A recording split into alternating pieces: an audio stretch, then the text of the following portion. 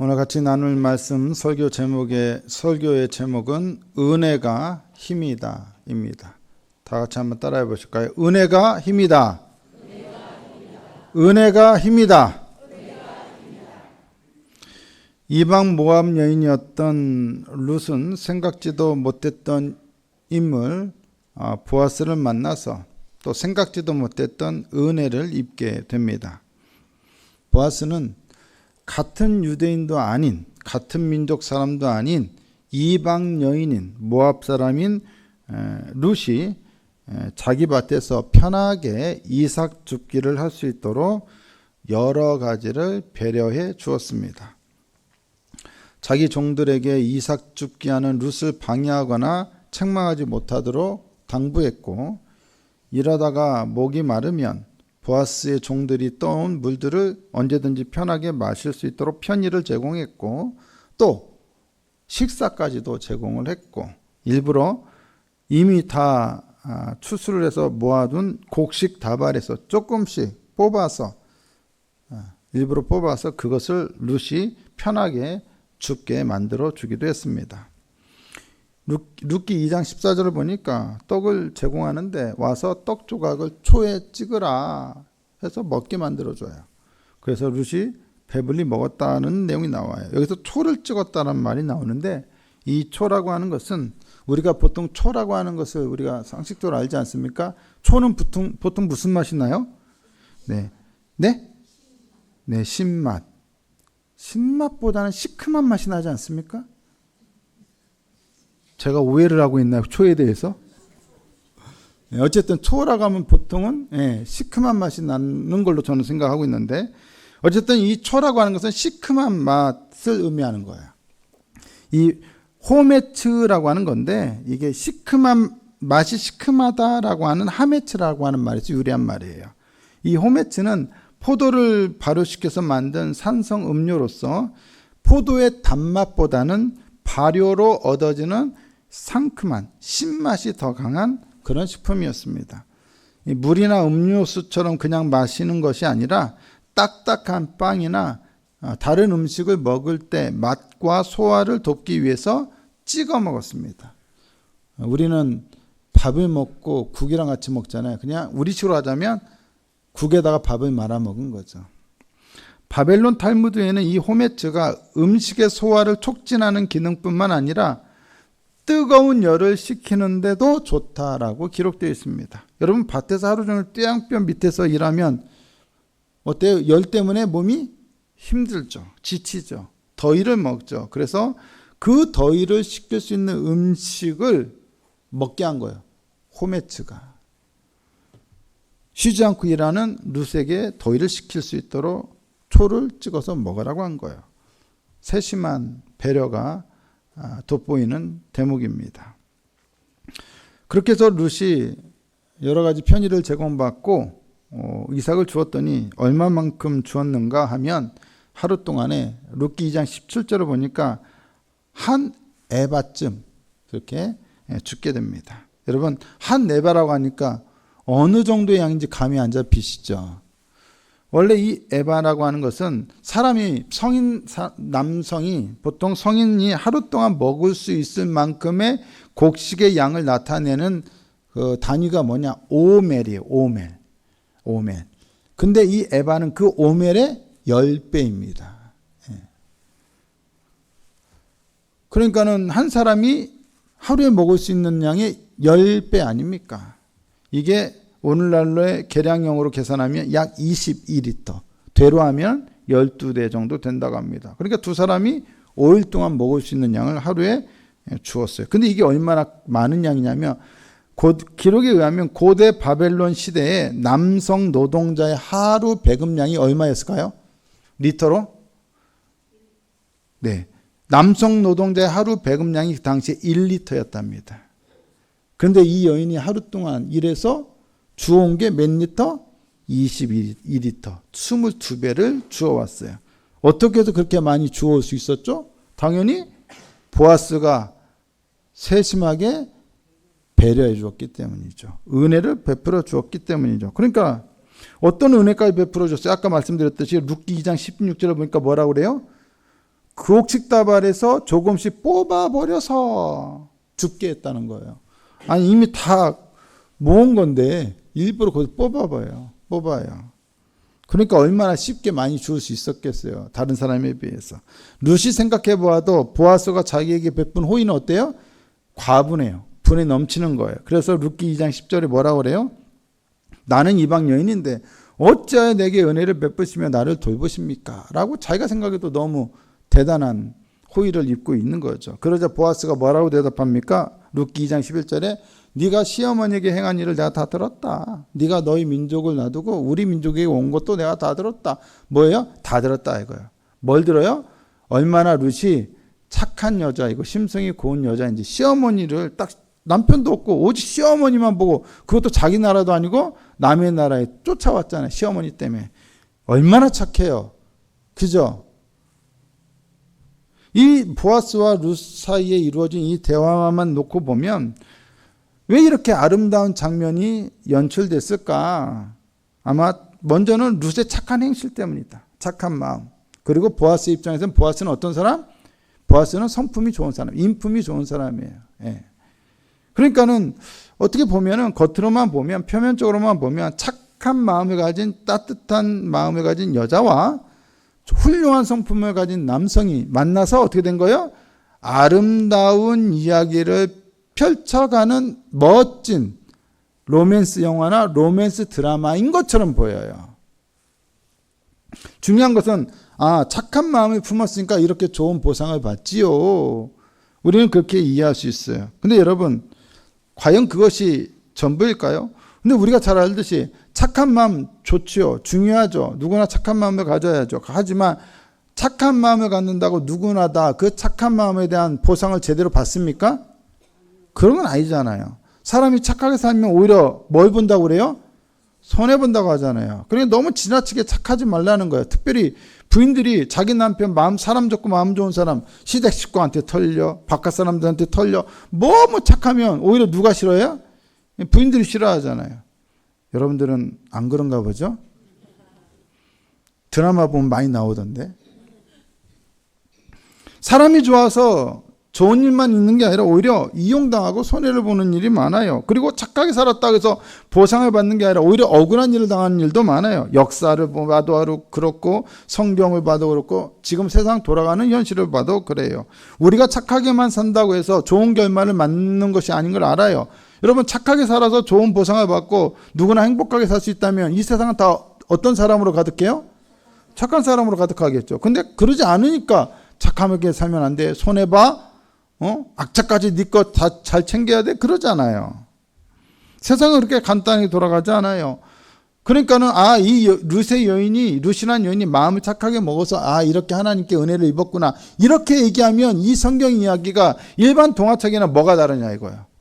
인광보 권선징악 얘기하는 동화책. 그래서 착한 마음을 품었던 공주는 멋진 백마탄 왕자 만나서 행복하게 오래오래 행복하게 살았더래요. 그렇게 끝나는 이야기인가요? 이 이야기가? 아니죠. 분명히 우리는 압니다. 성경은 권선징악이나 인광보와 같은 동화책에서나 나올 법한 그런 이야기를 우리에게 들려주기 위한 책이 아닙니다. 성경은 오히려 그보다 더 심오하고 더 신비하고 더 놀라운 이야기를 우리에게 증거해 줍니다. 그러면 우리는 겉으로는 동화책 내용과 크게 다를 바 없어 보이는 이 룻기서의 내용을 어떻게 이해해야 할까요? 룻기 2장 1절을 보니까 누가 나오냐? 보아스가 나오는데 보아스를 유력한 자라고 말합니다. 보아스를 유력한 자. 근데 여러분, 보아스라고 하는 이름은 어디에 나오냐? 열왕기상 7장 21절을 보면 솔로몬이 세운 성전에 2개 기둥을 세우거든요. 그래서 오른쪽에는 무슨 이름이 보여요?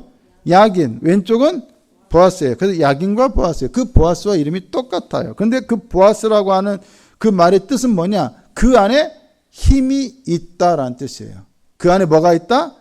힘이 있다. 보아스는 힘 있는 사람이에요. 그래서 유력해요. 사회적으로도 덕망이 있고 경제적으로도 가진 게 많아요. 인격적으로도 힘이 있어요. 사람들이 누군가 그 사람을 존경하면 인격적인 힘이 있는 거죠. 그렇지 않습니까? 그러면 그가 어쩌다가 이렇게 유력한 사람이 되었을까요? 유력한 자가 되었을까요? 집안이 좋아서 원래 태어날 때부터 금수저였기 때문에 정말 그랬을까요? 마태복음 1장 5절을 보면 뭐라고 나오냐? 살모는 라합에게서 누구를 낳았다? 보아스를 낳았다. 보아스의 엄마가 누구다? 라합이다. 라합 누군지 알죠? 어디의 기생이에요? 여리고성의 기생이었어요. 가나안 사람이었어요. 여러분, 이스라엘 백성들이 가나안 땅에 들어가면 그 가나안 사람들 다 어떻게 하라 했어요? 하나님께서 다 죽여라고 했어요. 죽이라고, 진멸하라고 했어요. 그러니까 원래는 죽어야 돼요. 근데 여러분, 마태복음 1장에 예수님의 족보가 나오는데, 메시아의 족보가 나오는데, 이 메시아의 족보에는 5명의 여자가 나와요. 가장 먼저 나온 여자가 누구예요? 다말, 그 다음 라합, 룻, 그 다음에 한 명이 누구? 바세바라는 이름은 나오지 않고 우리아의 아내라고만 나옵니다. 그리고 마지막으로 마리아가 나와요. 그럼 마리아 말고 4명 어때요? 여자들. 메시아의 족보에 오르기에는 부적합한 자들이에요. 결격 사유가 다 있는 사람들이에요.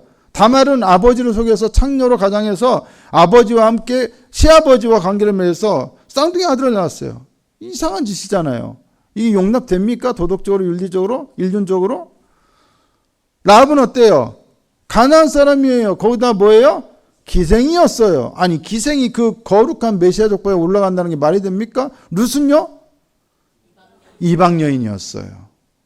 우리아의 아내는요? 다윗과 가늠한 여자예요. 놀랍지 않습니까? 그런 여인 중에 한 사람이 라합이었어요. 근데 보아스는 그 라합에게서 낳은 아들이에요. 원래 라합은 죽어야 마땅한 여자였어요. 왜? 가나안 사람이라는 이유로 다 진멸해야 하니까. 더군다나 여리고성의 기생이었어요. 여러분, 사실 출신 성분으로 보면 보아스는 결코 이스라엘 사회에서 힘있고 유력한 자가 될 수 있는 그런 사람이 아닙니다. 근데 그렇게 됐다는 거예요. 뭘 말해줍니까? 하나님의 기가 막힌 은혜가 아니었다면 그의 어머니 라합은 애당초 구원받을 수도 없었을 것이고, 그렇다면 보아스의 출생 자체가 있을 수가 없었던 거예요. 그러니까 보아스가 이렇게 이스라엘 사회에서 유력한 자가 될 수 있었던 것은 처음부터 뭐 때문입니까? 하나님의 놀라운 은혜 때문이었다는 거예요. 누구보다 보아스가 어릴 때부터 이 어머니한테 그 이야기를 많이 들었을까요? 안 들었을까요? 많이 들었겠죠. 라합은 어린 시절 보아스에게 내가 이렇게 해서 구원받았다, 네가 이렇게 해서 태어났다, 이 얘기를 많이 했겠어요? 안 했겠어요? 많이 했을걸요. 엄청 많이 했을거예요. 저는 어릴 때부터 저도 많이 들었습니다. 너 아빠 때문에 내가 이렇게 고생한다. 근데 라합은 고생을 했을지 몰라도 내가 이런 은혜를 입었다 얘기했겠죠. 아멘이십니까? 여러분, 자녀들에게 뭐에 대한 얘기를 해주셔야겠어요? 은혜에 대한 얘기를 해줘야죠. 은혜에 대한 이야기를. 어릴 때부터 어머니한테 들었던 라합의 이야기, 그 여리고성 이야기, 가나안 정복 이야기 들었던 보아스는 얼마나 자기 집안이 어머니와 함께 엄청난 은혜를 받았는지를 어릴 때부터 들었고 자기의 영혼 깊숙한 곳까지 그것을 각인시키며 자랐을 겁니다. 하나님의 은혜로 이 세상에 존재하게 되었고, 그 은혜로 지금도 이렇게 유력한 자로 살고 있는 그 보아스 앞에 누가 딱하니 나타나요? 이방 여인, 모압 여인 룻이 나타났습니다. 여기서 근데 룻이 모압 여자라는 것이 참 중요하죠. 왜 그렇습니까? 신명기 23장 3절에 보면 모압 사람은 어떤 사람이냐? 여호와의 총에 영원히 들어올 수 없는 사람이에요. 가나안 사람이었던 보아스의 어머니 기생 라합이 원래는 진멸되어야 할 운명이었다면, 모압 사람이었던 룻은 결코 여호와의 총에, 즉 이스라엘 백성들 가운데 들어올 수 없는 운명이었습니다. 그런데 보아스가 그것을 몰랐을까요? 아니죠. 너무 잘 알았죠. 하지만 보아스는 자기 어머니의 운명이 전적으로 하나님의 은혜로 역전되고 반전되고 변화된 것을 너무나 잘 알고 있었습니다. 라합이나 보아스는 누구보다 하나님의 은혜를 확실하게 경험했던 사람들이었어요. 은혜는 인과응보로 임하는 게 아니에요. 오히려 인과응보를 완전히 뒤집습니다. 반전시킵니다. 역전시킵니다. 죄인이면 죄를 받고 죽어야 하는데 죄인이 어떻게 돼요? 의인이 되고 구원받아요. 저주받을 사람이 저주받고 끝나는 게 아니라 축복받아요. 죽어야 할 사람이 살게 돼요. 그게 뭐예요? 은혜의 역전이요, 은혜의 반전입니다. 우리 모두는 다 죽어야 할 죄인이에요. 근데 뭐가 되었어요? 구원받은 의인이 되었습니다. 하나님의 은혜입니다. 룻에게 보인 보아스의 모든 관대한 행위는 그가 성품적으로 훌륭한 사람이었기 때문이기도 하겠지만 무엇보다 그 자신이 어머니 때부터 하나님의 은혜를 놀랍도록 경험했기 때문에 그 자신들이 경험한 하나님의 은혜에 대한 반응이에요. 결과예요. 은혜를 경험한 사람은 다른 사람에게도 관대할 수 있습니다. 은혜로울 수 있습니다. 여러분, 다른 사람에게 너무 은혜롭지 못하면 간단해요. 뭐 때문이냐? 내가 은혜 못 받고 있다는 증거예요. 은혜가 없으니까 관대해지지 못하는 거예요. 여러분, 여러분들이 싫어하는, 마음에 안 들어하는 사람, 그 사람이 문제가 아니라 여러분 속에 은혜가 없는 게 문제예요. 그걸 여러분 생각하셔야 합니다. 은혜를 깊이 입은 자로서 보아스는 또 다른 사람에게, 은혜가 필요한 사람에게 은혜를 베풀고 있어요. 은혜가 또 다른 은혜를 낳고 있는 것이죠. 보아스가 룻에게 베푼 관대함과 호의에 대해서 전해들은 나오미는 이렇게 말합니다. 룻기 2장 20절입니다. 다 함께 읽어볼까요? 시작. 나오미가 자기 며느리에게 이르되 그가 여호와로부터 복받기를 원하노라. 그가 살아있는 자와 죽은 자에게 은혜 베풀기를 그치지 아니하도다. 여기서 중요한 게 은혜라는 말이에요. 은혜.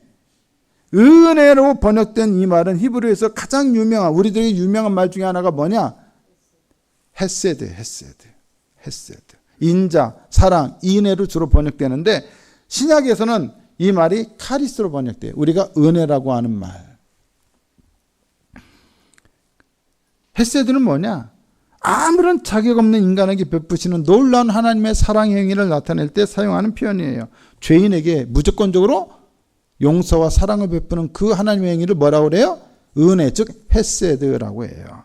근데 여러분, 헤세드는 하나님께서 인간에게 행하시는 모습을 가리키는 표현이에요. 용어예요. 근데 보아스는 하나님이 아니라 사람이죠. 그죠? 그냥 친절을 베풀었다, 호의를 베풀었다, 관대했다, 이렇게 표현해야 될 것을 헤세드란 용어를 굳이 사용한 이유가 뭐겠어요?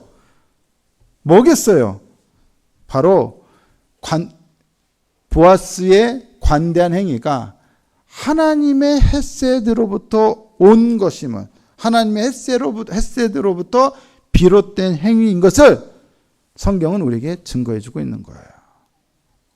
보아스는 하나님의 헤세드, 즉 은혜를 입은 자로서 자신이 받은 은혜를 그저 어떻게 하고 있는 거예요? 다른 사람에게 나누어 주고 있는 것에 불과해요. 흘려보내고 있는 것에 불과해요.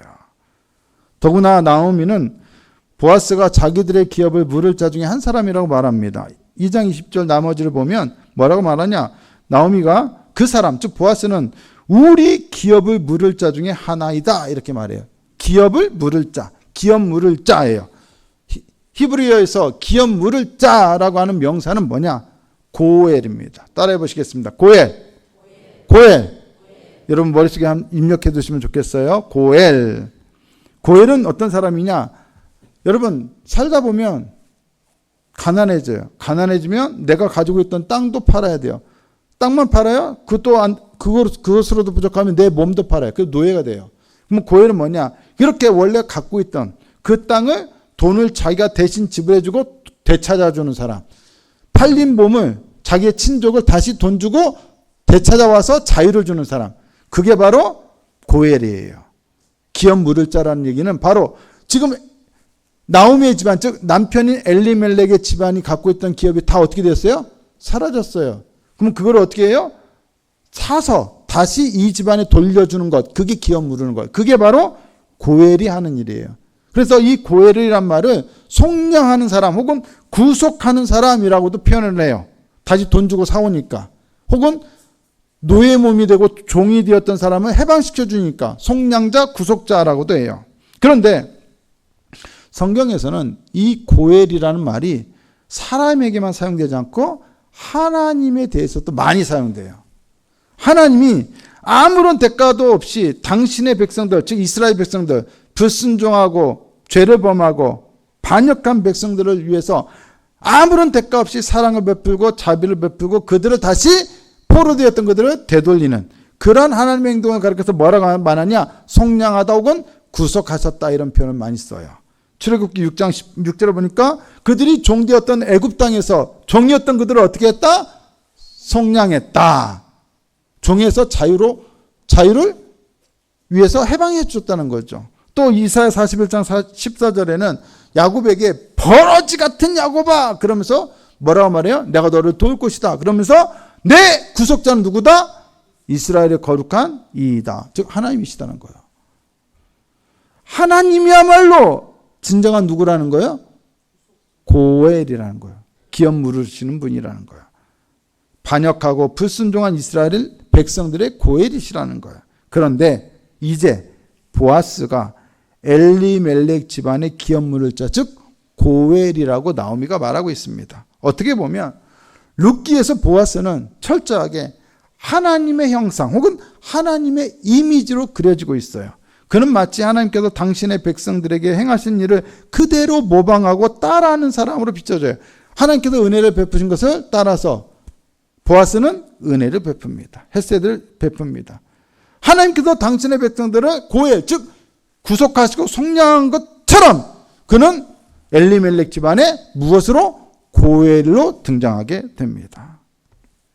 보아스가 룻에게 행하는 모든 것은 단지 룻이 착한 사람이고 보아스가 인품이 훌륭한 사람이라서가 아니라 사실은 하나님께서 당신의 백성들에게 행하신 모든 것에 대한 은유요, 이미지요, 상징인 거예요. 비유인 거예요. 그렇다면 룻기는 단지 남녀의 아름다운 사랑 이야기를 그린 책이 아니라 당신의 백성들을 향한 하나님의 놀라운 은혜, 즉 헤세드와 구속의 행위를 남녀의 사랑 이야기를 빌려서 이야기해주는 계시의 책이라고 볼 수가 있는 것이죠. 보아스가 그 이름처럼 유력한 자, 힘 있는 자가 될 수 있었던 것은 다 무엇 때문입니까? 하나님의 은혜 때문이었습니다. 그리고 그 은혜는 이제 보아스가 이스라엘 사회에 아무런 삶의 기반도 없고 의지할 사람 하나 없던 룻에게, 이방 여인 룻에게 자신이 가진 힘을 통해서 은혜를 베풀 수 있게 만들었습니다. 보아스가 가진 힘은 단지 경제적, 물리적 힘이 아니었습니다. 그의 힘은 철저히 어디로부터? 하나님의 은혜로부터 나온 힘이었습니다. 또 그가 진정으로 유력한 자가 될 수 있었던 것은 바로 룻처럼 힘없고 어려운 사람들 향해 하나님의 세대, 즉 은혜를 베푸는 선한 마음이 그에게 있었기 때문입니다. 우리가 다 잘 알듯이 가진 것이 많다고 누구나 다 잘 베풀지는 않습니다. 가진 것이 많다고 다른 사람을 후하게 대접하는 것이 아닙니다. 진정으로 베푸는 사람은 은혜로운 마음을 가진 사람입니다. 은혜를 베풀 줄 아는 마음을 가진 사람입니다.